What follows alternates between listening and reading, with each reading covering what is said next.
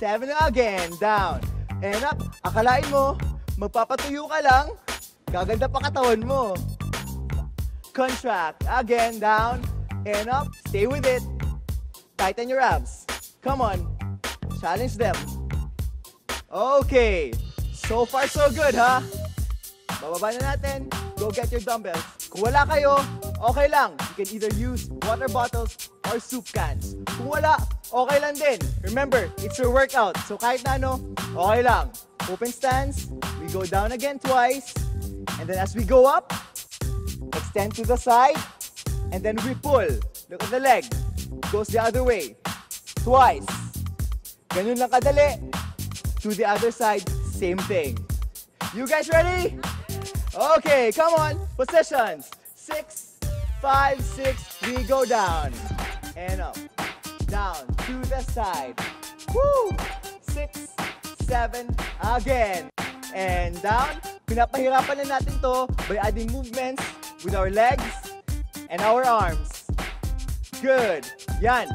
Isipin mo na lang, namamalansya na kayo sa bahay. Tingnan nyo. Ang dali lang. 7 and 8. Last one. Down. Come on. Stay with me. And up. Good. Feel the burning. 7 and 8. Okay. Now, dadagdag tayo ng movement. We lean back. First position. Close stance. Down twice. And then slowly lean back tayo. And then press. Ganun lang. Ready? First position. And 5, 6, 7. And slowly. Oh yeah. Lean back. Bend your knee. Slowly press. Press. And again. How low can you go? That's my challenge. Make it count. 6, 7, and 8. Nice. This time, magdadagdag tayo ng repetitions. Slow first. And slow.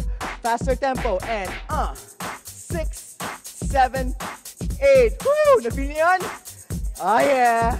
Ang sarap. Last one. Bend your knee. 6, twice. Faster. And 5, 6. Stay with me. Woo! Okay. Change tayo. Last one. And then, long bar tayo. Look. Open stance. Again, bababa lang tayo twice. Uulitin na natin. Extend sa side. We pull back twice. Sa kabilang side, guess what? Para sa inyo, uulitin na natin. Ready? 6. Okay na kayo? Good. And here we go. And 2. To the side. Press. 7 and 8. Working on the legs and the arms. Of course, with the core. And a third. Para lang kayo naglilinis sa bahay. Ayan o. Ang saya, di ba? 7. Last one. Gusto nyo mawala yung love handles, di ba? I'm telling you, this is the way.